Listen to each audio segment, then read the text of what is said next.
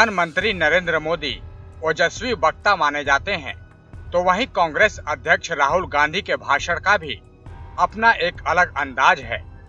लेकिन अक्सर लोग यही सवाल करते हैं कि क्या ये दोनों नेता क्या भाषण के लिए पहले से तैयारी करते हैं?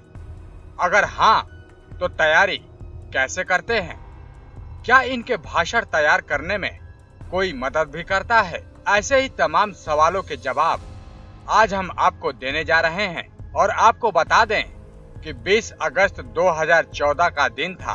डिफेंस रिसर्च डेवलपमेंट ऑर्गेनाइजेशन यानी कि DRDO का राजधानी में एक कार्यक्रम था और सबको उम्मीद थी कि परंपरा के अनुसार प्रधानमंत्री नरेंद्र मोदी इस सरकारी रक्षा संस्थान की उपलब्धियों का बखान ही करेंगे। लेकिन उन्होंने अपने तल्ख भाषण में DRDO से अपने प्रोजेक्ट समय से पूरा करने को कहा। वो कहीं न कहीं इस बात से खफा थे कि DRDO अपनी अहम परियोजनाओं को पूरा करने में भी देरी कर रहा है। अब जाहिर है मोदी अपने मन की बात कहने से पीछे नहीं हटते हैं। वो अपने भाषणों से सबको खुश करने के मूड में भी नहीं होते हैं। अब सवाल ये है कि क्या बिना लिखित भाषण के बोलने वाले मोदी बिना किसी प्लान के भाषण देते हैं? आखिर स्पीच राइटर के दौर में नरेंद्र मोदी जैसे प्रखर वक्ता के भाषण कौन तैयार करता है? अमेरिका के राष्ट्रपति जॉन F कैनेडी की स्पीच टेड सोनेरसन लिखा करते थे, लेकिन मोदी के पास टेड जैसा कोई स्पीच राइटर नहीं है। हाँ, वो किसी जगह भाषण देने से पहले एक्सपर्ट से इनपुट्स जरूर ले लेते हैं। नरेंद्र मोदी की जीवनी मैचलेस मोदी पर काम कर रहे सुधीर विष्ट मानते हैं कि फाइनेंस और कानून संबंधी विषयों पर केंद्रीय वित्त मंत्री अरुण जेटली से इनपुट जरूर लेते हैं। मोदी जेटली पर बहुत ही भरोसा करते हैं और दोनों के बीच इमरजेंसी के दौर से संबंध हैं। बीजेपी के एक सांसद ने बताया कि अगर बात रक्षा की आंतरिक सुरक्षा जैसे मसलों की हो तो मोदी राष्ट्रीय सुरक्षा सलाहकार अजीत डोभाल से बात करते हैं। IT और टेलीकॉम जैसे मसलों पर किसी अहम मंच से भाषण देने से पहले वो प्रधानमंत्री कार्यालय यानी कि PMO में प्रमुख सचिव नृपेंद्र मिश्र से इनपुट लेना पसंद करते हैं। जहां तक चुनावी रैलियों में भाषण की बात है, तो मोदी किसी भी रैली को संबोधित करने से पहले सिर्फ इनपुट लेते हैं। वो किसी का लिखा भाषण नहीं पढ़ते हैं। उन्हें धारा प्रवाह बोलना पसंद है। वो देश के चप्पे चप्पे से वाकिफ हैं। पार्टी संगठन में काम करते हुए मोदी ने सारे देश को नापा हुआ है, इसलिए वो अपने सुनने वालों से सीधा रिश्ता कायम करने में देर नहीं करते हैं। मोदी को मालूम है कि हरियाणा में उनके भाषणों में पूर्व सैनिकों से जुड़े मसले रहने चाहिए। कारण ये है कि सेना में हरियाणा के जवान भरे हुए हैं। वो महाराष्ट्र में जाकर गन्ना किसानों के सामने आ रही कमर तोड़ चुनौतियों की अनदेखी बिल्कुल भी नहीं करते हैं, तो वहीं तमिलनाडु के तटवर्ती इलाकों में जाकर मछुआरों से जुड़े मसलों को हल करने का वादा करते हैं। अब सवाल ये उठता है कि सफल वक्ता कौन और कैसे होता है? सुधीर विष्ट कहते हैं कि सफल वक्ता में 2 गुण होने जरूरी है। पहला, उसे मालूम हो कि उसके भाषण को सुनने वाले किस पृष्ठभूमि से आते हैं। दूसरा, उसे ये भी पता हो कि श्रोता उससे क्या उम्मीद रखते हैं। इन दोनों मोर्चों पर मोदी कमोबेश कामयाब रहते हैं। मोदी सरकार की नीतियों और कार्यक्रमों पर अक्सर लोग सवाल उठाते हैं, लेकिन ज्यादातर लोग मानते हैं कि मोदी ओजस्वी वक्ता हैं। आप उन्हें पसंद करें या फिर नहीं, लेकिन वो जब बोलते हैं तब उन्हें नजरअंदाज करना बहुत मुश्किल है। वैसे अगर देखा जाए तो प्रधानमंत्री मोदी का भाषण 4 स्तर पर होता है। पहला, चुनावी रैलियां। इस तरह की रैलियों में PM मोदी अमूमन बिना लिखा भाषण पढ़ते हैं, लेकिन ऐसे भाषणों से पहले अपनी टीम से कुछ जानकारियां भी लेते हैं, जैसे कि जहां वो जा रहे होते हैं उस जगह की खासियतों से जुड़े पॉइंट बनाए जाते हैं। उसके अलावा वो रैली से ठीक 15 मिनट पहले अपनी टीम से लेटेस्ट अपडेट लेते हैं और उनकी कोशिश होती है कि वो अपने भाषण में सबसे ताजा सूचना तक जानकारी को भी शामिल कर सकें। इसके साथ वो इन रैलियों में जाने से पहले सोशल मीडिया में पिछले 3-4 दिन की तमाम सूचनाओं की जानकारी भी लेते हैं। इन सबको समेटकर वो राजनीतिक रैलियों का भाषण करते हैं। दूसरा, सरकारी भाषण।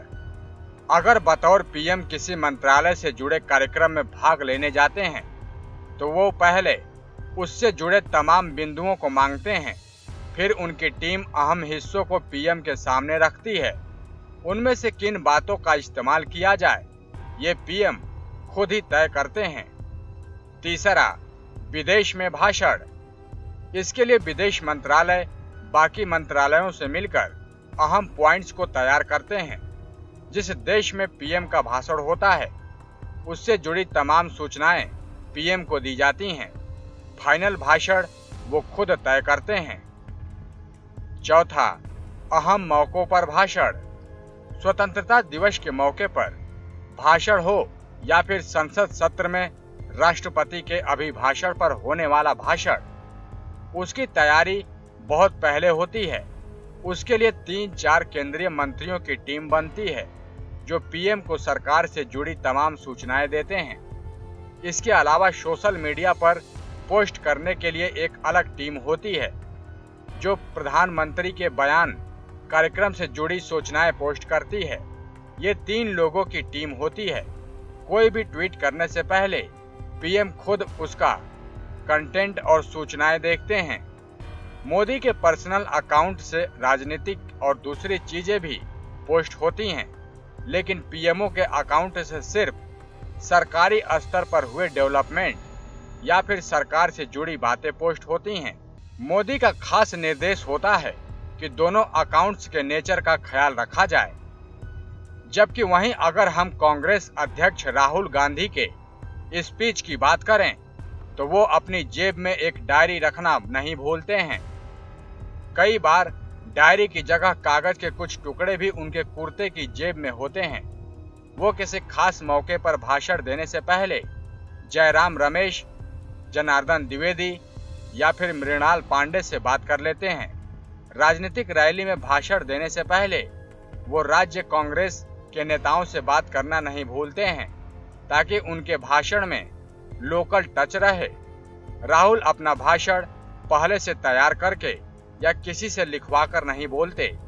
वक्ता के तौर पर उनका आत्मविश्वास इधर बहुत बढ़ा है। याद कीजिए, जब राहुल गांधी 2013 में अखिल भारतीय कांग्रेस कमेटी के जयपुर सम्मेलन में वाइस प्रेसिडेंट बने थे, तब उन्होंने लिखा हुआ भाषण पढ़ा था। भाषण अंग्रेजी से शुरू करके वो हिंदी में शिफ्ट हुए थे, लेकिन अब वो अपने भाषण का श्री गणेश हिंदी से ही करते हैं। भाषण धारा प्रवाह रहता है। हाँ, एक बात ये तय है कि वो प्रधानमंत्री नरेंद्र मोदी पर वार जरूर करते हैं। सोनिया गांधी की जीवनी लिखने वाले और राहुल गांधी को करीब से जानने वाले वरिष्ठ लेखक रशीद किदवई कहते हैं कि सोनिया और राहुल के भाषणों में एक बड़ा फर्क मिलता है।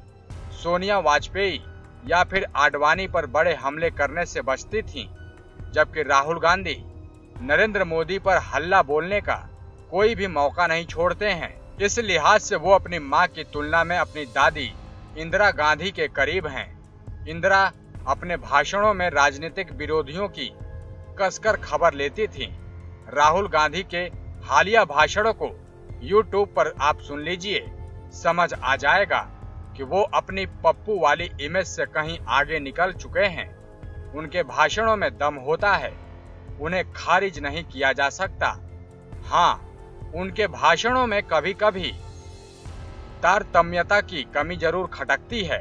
एक उदाहरण के तौर पर मान लीजिए कि बीते दिनों राजधानी के तालकटोरा स्टेडियम में पार्टी कार्यकर्ताओं को सम्मेलन को संबोधित करते हुए राहुल गांधी लगभग पहले वाक्य से ही मोदी जी पर पिल पड़ते हैं। 30 मिनट के भाषण में 17 बार मोदी बोलते हैं। वो कहते हैं वाल्मीकि समाज के लोग जो गंदगी उठाते हैं वो अपनी स्पिरिचुअलिटी के लिए ये करते हैं। इस उदाहरण के जरिए वो साबित करने की ये कोशिश करते हैं कि मोदी जी दलित विरोधी हैं, जबकि उनके भाषण से किसी को ये बात समझ नहीं आती है कि उनके नए पुराने भाषणों को देखकर लगता है कि गुस्सा अब राहुल गांधी के भाषणों का अस्थायी भाव है। शायद इसलिए वो अपनी भावनाएं और विचार कभी कभी सही तरह से व्यक्त नहीं कर पाते हैं। राहुल अपने लगभग हर भाषण का आगाज करने से पहले मंच पर आसीन तमाम नेताओं का उल्लेख करते हैं। कांग्रेस के मंच पर तो नेताओं की लगभग भीड़ रहती है, लेकिन आमतौर पर वो सभी का नाम लेते हैं। प्रेस वालों पर भी नजरें करम करते हैं। इस लिहाज से वो बाकी नेताओं से बिल्कुल अलग हैं। वैसे राहुल जब अंग्रेजी में बोलते हैं तो उनके वाक्य बिखरते नहीं हैं, जबकि वो मूलतः अंग्रेजी वाले हैं, इसलिए मुमकिन है कि वो अंग्रेजी में सोचकर हिंदी में बोलते हों। पिछले साल 16 अगस्त को बेंगलुरु में इंदिरा किचन का उद्घाटन करते हुए राहुल गांधी ने बेहतरीन भाषण दिया। वो अंग्रेजी में बोले, कहीं झोल नहीं दिखा। वो लगातार बोले और बढ़िया बोले। अब सिर्फ उनसे निजी खुन्नस रखने वाले ही कह सकते हैं कि राहुल के भाषण बेकार होते हैं। आपको बता दें कि राहुल गांधी भाषण देने से पहले न सिर्फ इनपुट रखते हैं बल्कि कई वाक्य लिखकर भी ले जाते हैं। इसके लिए वो अपनी कोर टीम पर ज्यादा ही निर्भर होते हैं।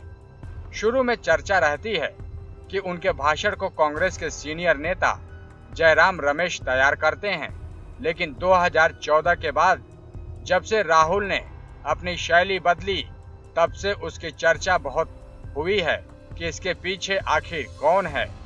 चर्चा के अनुसार एक सीनियर नेता ने राहुल से कहा कि वो कम से कम 30 मिनट का भाषण जरूर दें। पहले वो 10-15 मिनट में अपनी स्पीच को खत्म कर देते थे।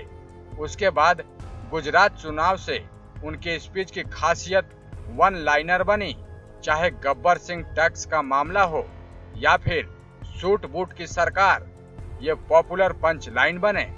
और माना जाता है कि वन लाइनर हो या फिर ह्यूमर वाला ट्वीट, इसके लिए रिसर्च टीम राहुल के ऑफिस में ही बनी है।